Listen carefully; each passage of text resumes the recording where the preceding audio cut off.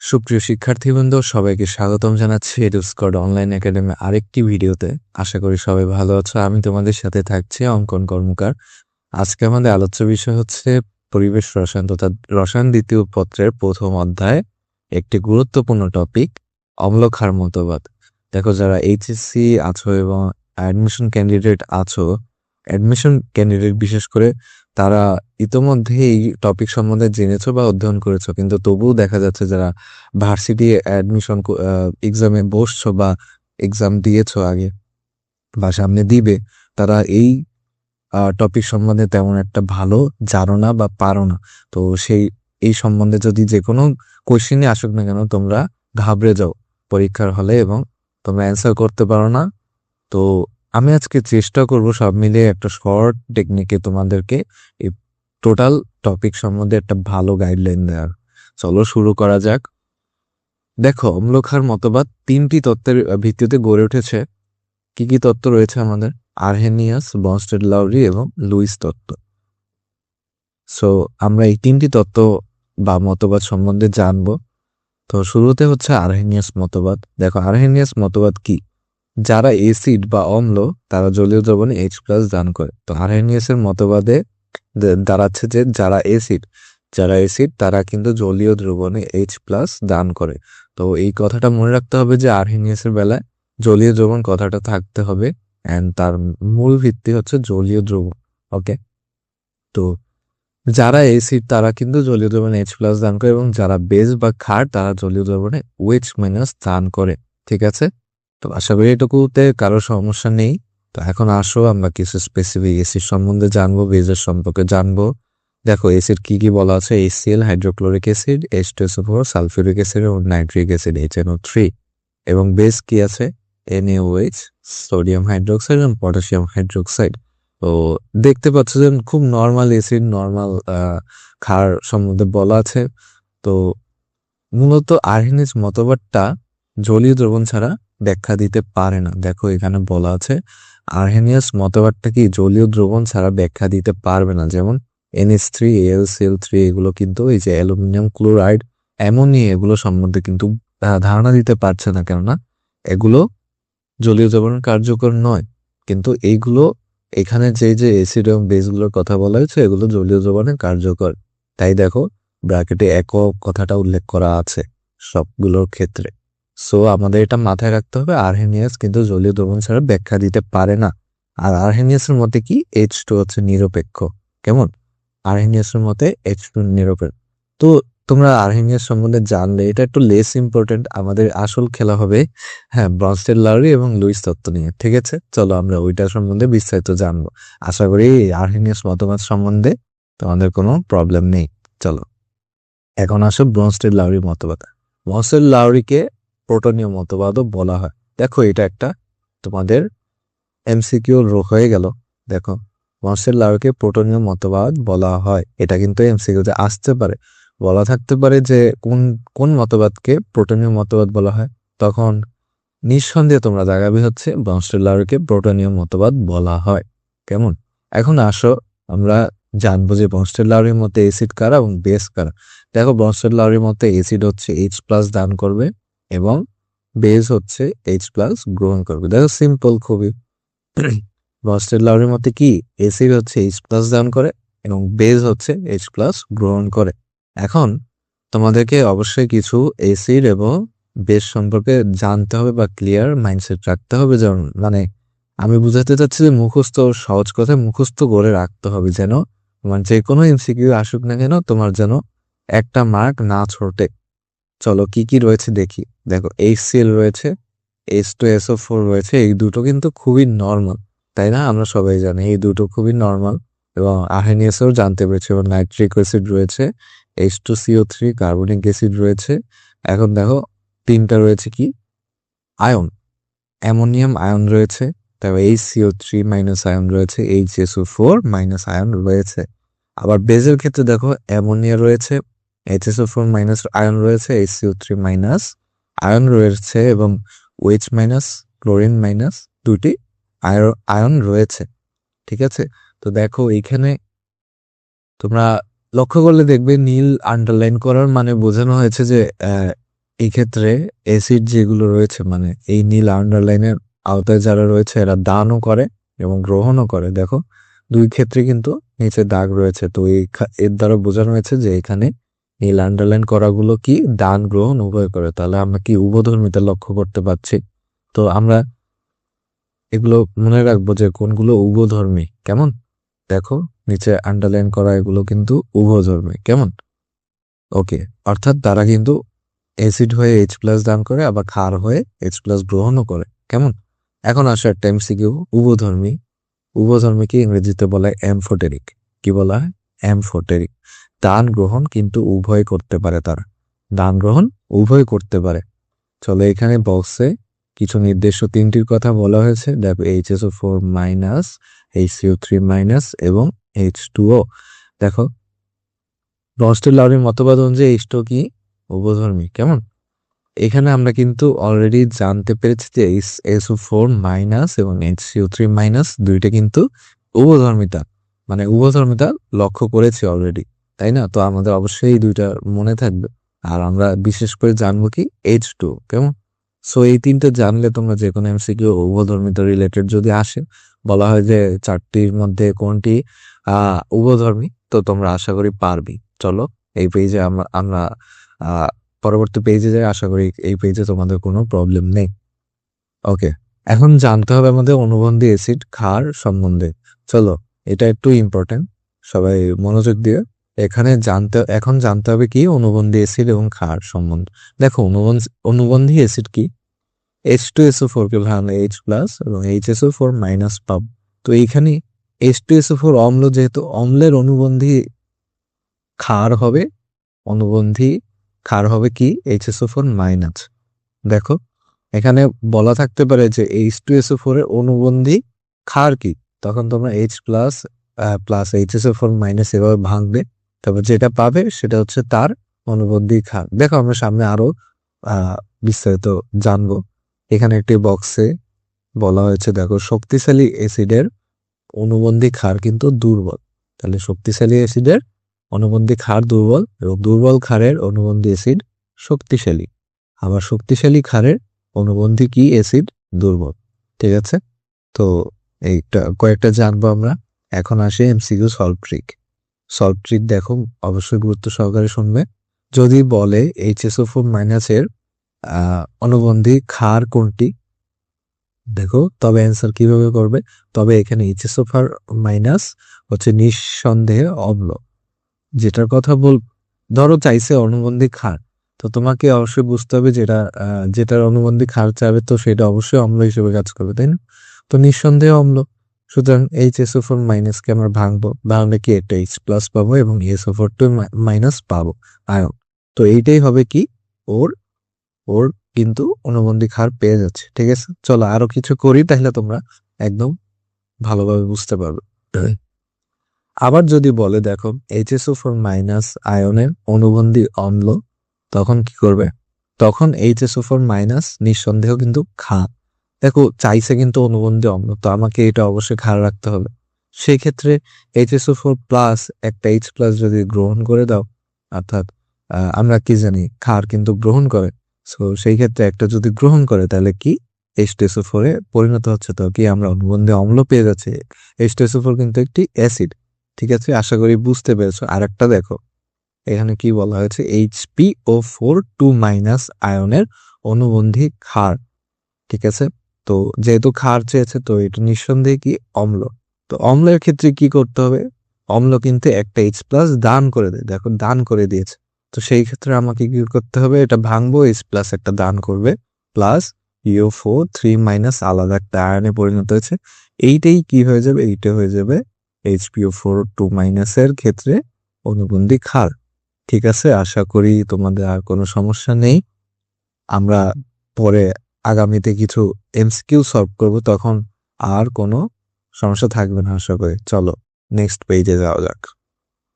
এখন দেখো বিক্রিয়ার ক্ষেত্রে এটা একটা ওয়ান অফ দ্য মোস্ট গুরুত্বপূর্ণ। দেখো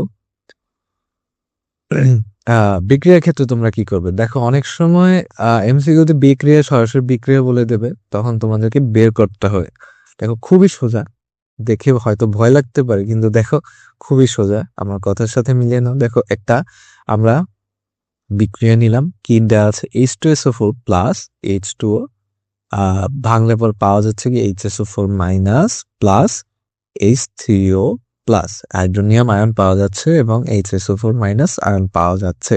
তো বিক্রিয়াটিতে অনুবন্ধী ক্ষারক কোনটি? তাহলে কি চাইছে? দেখো অনুবন্ধী ক্ষারক বিক্রিয়াটিতে। তো এখানে বক্সে আগে দেখো, সেক্ষেত্রে এই বিক্রিয়াটিতে মনে রাখবো যে H2SO4 অম্ল, তাই না? H2SO4 কি ক্ষার হওয়ার কোনো সম্ভাবনা আছে? তোমরাই বলো, কোনো সম্ভাবনা আছে? না, এটা তো একটা এই অম্ল, একদম এই ভালো মাত্রার মানে অতিমাত্রা একটি অম্ল, তাই না? সো আর H2O ক্ষার, ঠিক আছে, H2O উভধর্মিতা রয়েছে, তো এটা নিঃসন্দেহে ক্ষারও হিসেবে কাজ করে, অম্ল হিসেবে কাজ করতে। এবং অপরদিকে অম্লের তথা H2SO4 এর অনুবন্ধী ক্ষার হলো HSO4 মাইনাস, আর H2 এর ক্ষেত্রে অনুবন্ধী অম্ল হচ্ছে H3O প্লাস তথা হাইড্রোনিয়াম আয়ন। আশা করি এখনো বুঝতে পারোনি, চলো আবার বুঝাই।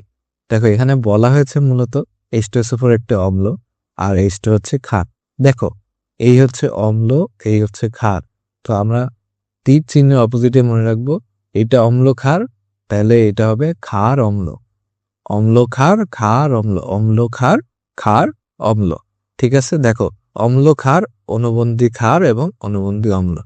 এই যে অম্লের অনুবন্ধী ক্ষার হচ্ছে HSO4 মাইনাস এবং ক্ষারের অনুবন্ধী অম্ল হচ্ছে H3O প্লাস। আশা করি এবার বুঝতে পেরেছো।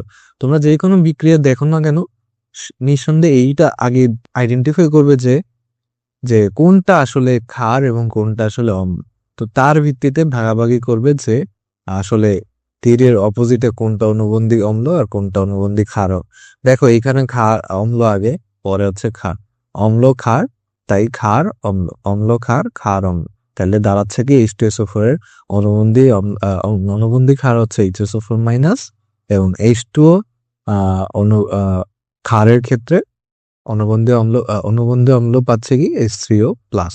আশা করি বুঝতে পেরেছো, এই বক্সে এটাই বলা আছে।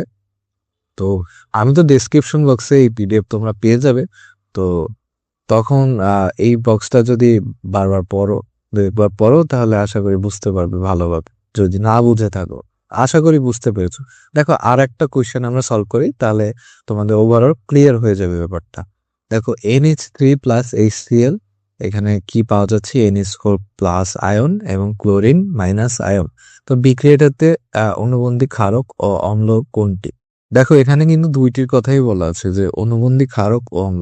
আচ্ছা, আমরা যে প্রথম এমসিকিউর ক্ষেত্রে শিখেছিলাম, মানে প্রথম টাইপের ক্ষেত্রে শিখেছিলাম, তো আমরা ওইভাবেই আইডেন্টিফাই করার ট্রেকে দেখো NH3 কি নিঃসন্দেহে একটি অম্ল, সরি সরি সরি NH3 নিঃসন্দেহে কি একটা ক্ষার। দেখো NH3 হচ্ছে ক্ষার এবং HCl কি অতিমাত্রা একটি কি অম্ল। তো দেখো ক্ষার অম্ল, অম্ল ক্ষার, সোজা না? দেখো ক্ষার অম্ল, অম্ল ক্ষার, ক্ষার অম্ল, অম্ল ক্ষার, NH3 প্লাস HCl কি পাচ্ছি? দেখো ক্ষার অম্ল, অম্ল ক্ষার। তো এইখানে এই ছবিতে দেখো অ্যান্সারে কি বলা আছে, দেখো এখানে ক্ষার NH3, অ্যাসিড হচ্ছে HCl। তো এইখানে পাচ্ছি কি আমরা HCl এর ক্ষেত্রে অনুবন্ধী ক্ষার পাবো কি ক্লোরিন, এবং NH3 এর ক্ষেত্রে পাবো কি অনুবন্ধী অ্যাসিড কি পাবো NH4 প্লাস। কেমন? আশা করি বুঝতে পেরেছো। চলো পরবর্তীতে যাওয়া যাক। এখন আসো লুইস তত্ত্ব। লুইস তত্ত্বটা কি মূলত? লুইস তত্ত্ব ক্ষেত্রে আমরা মনে রাখতে হবে এখানে অবশ্যই মুক্তজোড়ের কথা আসতে হবে, যাকে মুক্তজোড় ইলেকট্রন বা লোন পেয়ার ইলেকট্রন মতবাদ বলা হয়। তাহলে কি লুইস তত্ত্বটা কি মূলত? যাকে মুক্তজোড় ইলেকট্রন বা লোন পেয়ার ইলেকট্রন মতবাদও বলা হয়। আচ্ছা, তো এই ক্ষেত্রে এসিড কি হবে? এসিড হচ্ছে যারা মুক্তজোড় গ্রহণ করে এবং যাদের ডি অরবিটাল ফাঁকা। তো আমাদের লুইস তত্ত্বর ক্ষেত্রে এসিড মনে রাখতে হবে তারা কিন্তু মুক্তজোড় গ্রহণ করে, এবং যাদের ডি অরবিটাল কিন্তু ফাঁকা, তারাই কিন্তু লুইস তত্ত্ব অনুসারে এসিড। তো লুইস তত্ত্বর ক্ষেত্রে এসিড হতে হলে অবশ্যই তাকে মুক্তজোড় গ্রহণ করতে হবে এবং ডি অরবিটাল ফাঁকা থাকতে হবে। দেখো এখন আসি অ্যাসিডের ক্ষেত্রে। আমরা মনে রাখবো অ্যাসিডের এ দ্বারা অ্যাকসেপ্ট অ্যাকসেপ্ট বোঝানো হয়েছে। অ্যাকসেপ্ট মানে কি গ্রহণ করা। সো আমরা এইভাবে মনে রাখতে পারি যে অ্যাসিডের এর দ্বারা অ্যাকসেপ্ট বোঝানো হয়েছে। তো সেই ক্ষেত্রে আমরা বুঝতে পারবো যে লুইস তত্ত্ব অনুসারে অ্যাসিড কি মুক্তজল গ্রহণ করে। তো আসলে কি রয়েছে এখানে? LCl3, aluminium chloride, iron chloride, sulphate ion, SO2, sorry sulphate না, সালফার ডাই অক্সাইড, তারপরে BF3 রয়েছে, তারপর H প্লাস আয়ন রয়েছে এবং CH3 প্লাস আয়ন এবং বেরিয়াম ক্লোরাইড কিন্তু রয়েছে।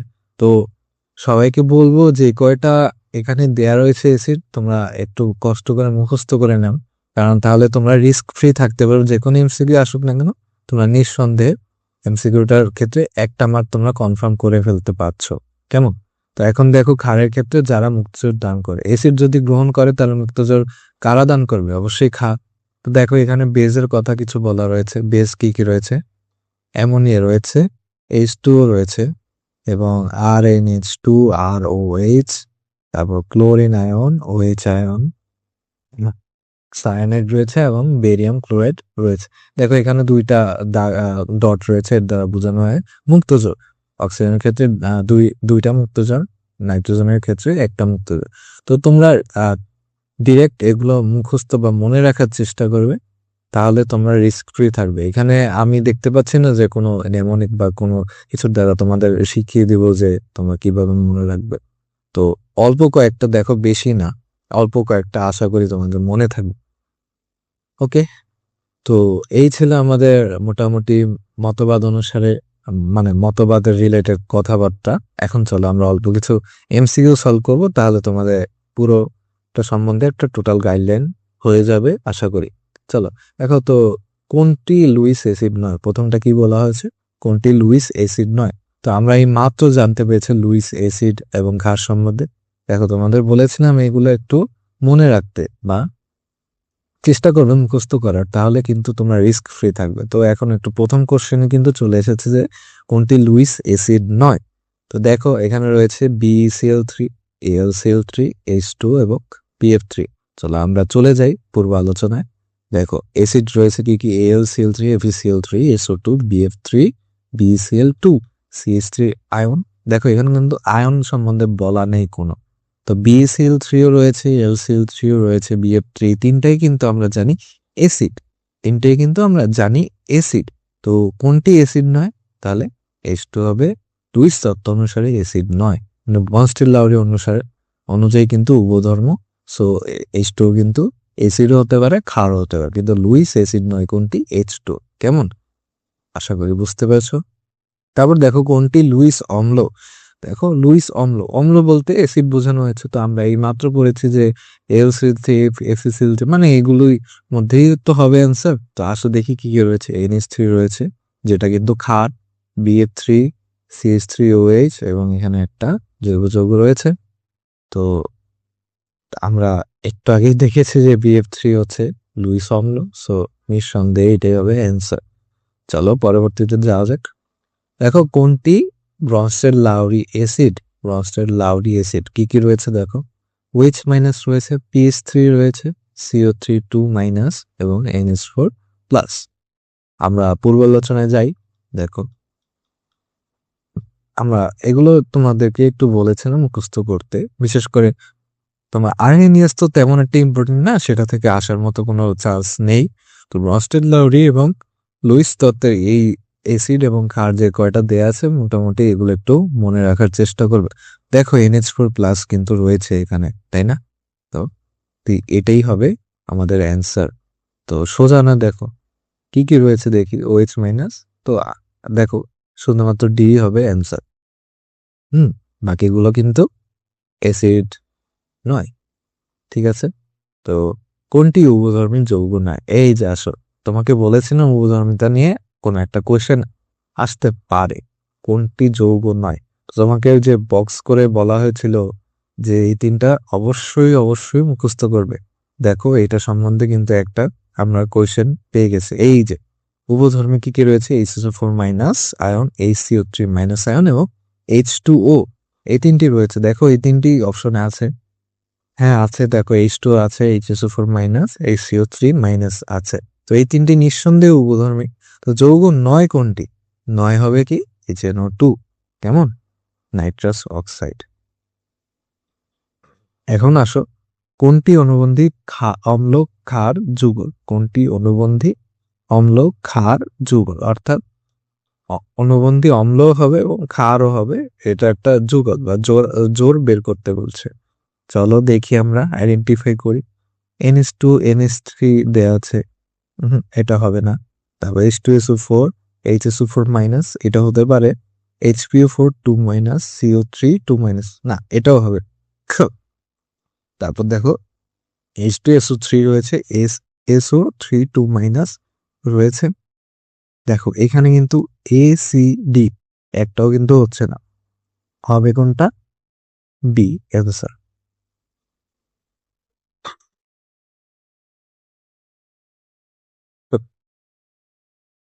দেখো পরবর্তী 6 নাম্বার, কোনটি প্রোটন আসক্তি সবচেয়ে বেশি? কি বলা হয়েছে? কোনটির প্রোটন আসক্তি সবচেয়ে বেশি? দেখো কি কি রয়েছে, H2 রয়েছে, H2S রয়েছে, NH3 PSA। দেখো ব্রনস্টেড লাউরিকে কিন্তু প্রোটনীয় মতবাদ বলা হয়, তো সেই ক্ষেত্রে আমরা বুঝতে পারছি যে অবশ্যই প্রোটন আসক্তি সবচেয়ে বেশি হবে কার? NH3 ক্ষেত্রে। দেখো আমরা যদি ব্রনস্টেড লাউরি মতবাদে আবার ফিরে যাই, তাহলে দেখো যে ব্রনস্টেড লাউরিতে আমরা যদি ফিরে যাই, তাহলে দেখতে পাবে যে এখানে তোমার H+ দান করে। H+ মানে কি? প্রোটন, প্রোটন দান করা। এবং বেস কি করে? H+ গ্রহণ করে। গ্রহণ করে যেহেতু NH3 গ্রহণ করে, তো এটা অ্যান্সার কি দাঁড়াচ্ছে? দেখো কোনটি পোষণ আসক্তি বেশি? আসক্তি মানে কি? অবশ্যই গ্রহণ করবে, তাহলে NH3 হবে অ্যান্সার। ওকে, চলো পরবর্তীতে OH মাইনাস আয়ন অনুবন্ধী অ্যাসিড কি? OH মাইনাস আয়নের অনুবন্ধী অ্যাসিড। দেখো এটা কিন্তু ক্ষার হিসেবে রয়েছে, তো এটা অনুবন্ধী অ্যাসিড অবশ্যই হবে কি? কোনটি? H2O।